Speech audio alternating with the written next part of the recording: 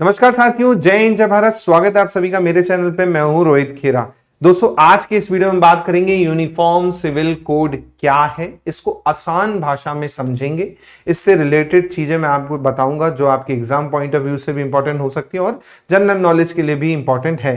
बात करते हैं चर्चा में क्यों है। ट्विटर पे आज ट्रेंडिंग पे भी चल रहा है यूनिफॉर्म सिविल कोड। साथ में इसलिए चल रहा है क्योंकि नरेंद्र मोदी जी ने भोपाल में भाषण के दौरान कुछ कहा है यूनिफॉर्म सिविल कोड के लिए। तो एक लाइन तो ये यहाँ पे मेंशन है कि एक घर दो कानून से नहीं चलता। ये चीज उन्होंने अपने भाषण में पेश की। इसके अलावा आज आप सभी को पता है वंदे भारत एक्सप्रेस जो है उसकी बिल्कुल भोपाल से कार्यक्रम था जहां पर उन्होंने हरी झंडी दिखाई है वंदे भारत ट्रेन के लिए, है ना। इसके बाद यहाँ पर उन्होंने क्या कहा मैं आपको बता रहा हूँ। उनके भाषण में 10 प्रमुख बातें थी, जिसमें से एक प्रमुख बात जो है उन्होंने कही कि तलाक इस्लाम का जरूरी अंग है तो पाकिस्तान में क्यों नहीं।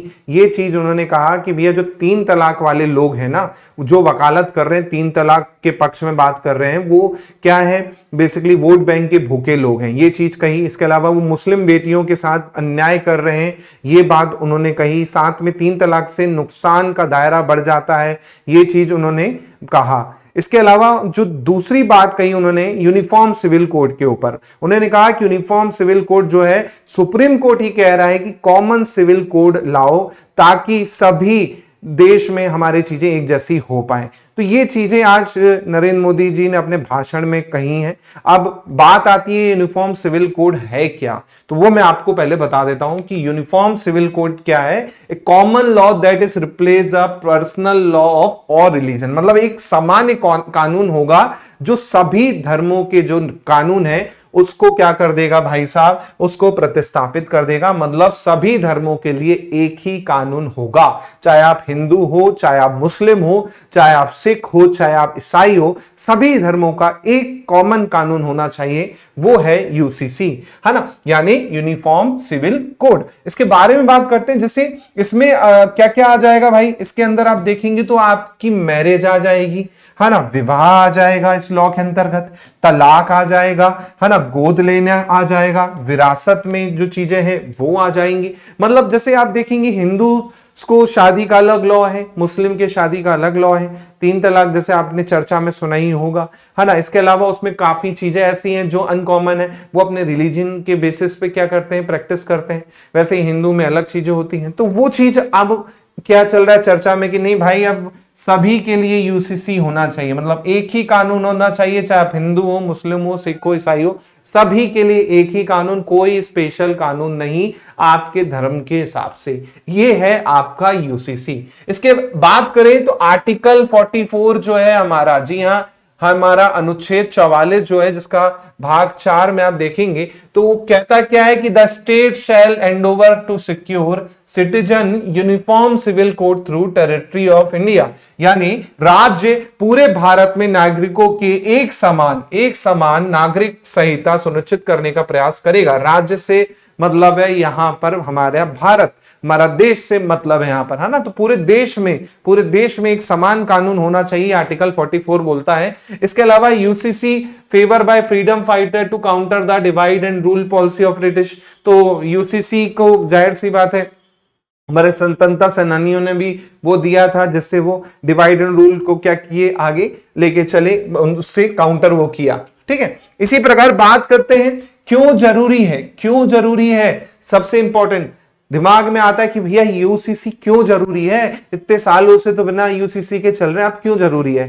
तो यहां पर कुछ पॉइंट है। पहला पॉइंट है जेंडर जस्टिस, यानी लैंगिक न्याय। भाई साहब जेंडर जस्टिस जो है वो बहुत ज्यादा जरूरी है, क्योंकि आपको पता है धार्मिक पर्सनल लॉ जो है महिलाओं के प्रति जो है पक्षपाती होता है। जैसे आप देखेंगे कुछ धर्मों में क्या है भाई, जो वुमेन है उसकी कंडीशन एज कंपेयर टू ज्यादा अच्छी नहीं है। जैसे 3 तलाक का मुद्दा ही ले लें, है ना, या फिर एक से ज्यादा शादी का मुद्दा ही ले लें। तो ये चीजें इसलिए जरूरी है कि जेंडर जस्टिस होना चाहिए भाई। जो महिलाएं हैं उनकी स्थिति क्या होगी, इससे सुधरेगी अगर यूनिफॉर्म सिविल कोड आ जाता है तो। इसी प्रकार यूनिटी फॉर कंट्री, भाई हमारे देश की एकता के लिए भी ये क्यों जरूरी है, क्योंकि इससे क्या होगा, resentment between religion due to differential treatment in law. तो कई बार क्या होता है हीन भावना आ जाती है, लोगों में कि यार उसके धर्म में ये चीजें हैं, कानून उनको ये दे रहा, हमको क्यों नहीं दे रहा भाई, हमारे साथ ऐसा क्यों हो रहा है, हमारे साथ भेदभाव क्यों, तो ये चीजें आ जाएंगी,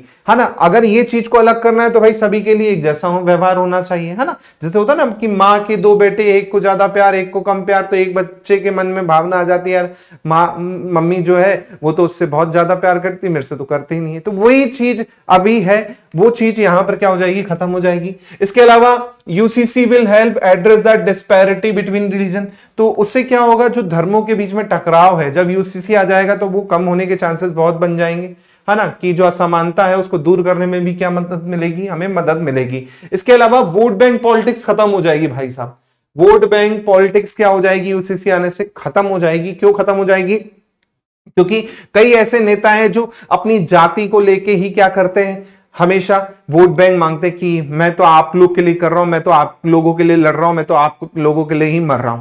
उससे क्या होगा, जब यूसीसी आ जाएगा सभी एक जैसे रहेंगे, कोई कानून का लफड़ा नहीं, तो इसमें वोट बैंक पॉलिटिक्स क्या हो जाएगी, खत्म हो जाएगी।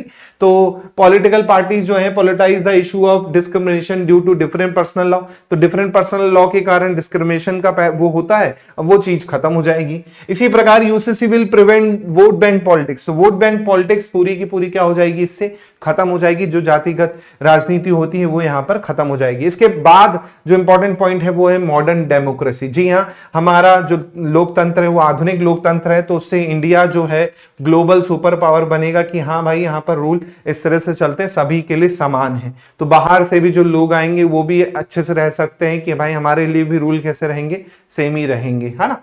इसी प्रकार बात करते हैं ये चर्चा में क्यों है, तो सुप्रीम कोर्ट का कुछ जजमेंट है जो कि आपको क्या होने चाहिए, यूनिफॉर्म सिविल कोड के लिए इंपॉर्टेंट है। जैसे मोहम्मद अहमद खान वर्सेस शाह बानू बेगम केस, है ना, 1985 वाला। इसमें क्या हुआ था कि बेसिकली पैसे को लेके था, तलाक दे दिया था, उसके बाद फिर जो बेसिकली आपकी एलुमिनी होती है उसको लेके केस था। इसी प्रकार सरला मुदगल केस, इसमें क्या था कि भाई इन्होंने यूनियन पे लगाया था, अपना स्टेट पे लगाया था। इसमें था क्या एक्चुअली, इसमें ये था कि सरला मुदगल केस में कि शादी हो गई थी लेकिन वो हिंदू थे, उन्होंने कन्वर्ट होके दूसरी शादी कर ली, और जब आप मुसलमान बन जाते हो तो 4 शादी कर सकते हो। तो उस चक्कर में क्या हुआ था, इन्होंने केस लगा दिया कि ऐसा कैसे हो सकता है कि भाई पहली वाली को तलाक दिए बिना आप दूसरे कन्वर्ट होके दूसरी शादी कर रहे हो। तो ये कुछ ऐसे केसेस हैं जो आपके यूनिफॉर्म सिविल कोड से रिलेटेड होंगे।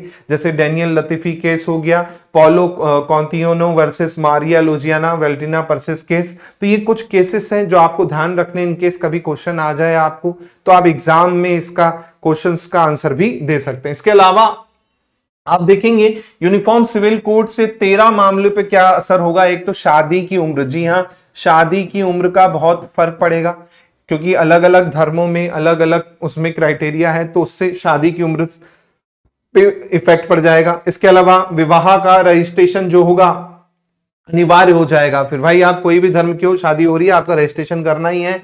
बहु विवाह पर रोक लग जाएगी भाई साहब, है ना, एक से ज्यादा शादी आप नहीं कर सकते। फिर इसके अलावा हलाला और इद्दत खत्म हो जाएगा।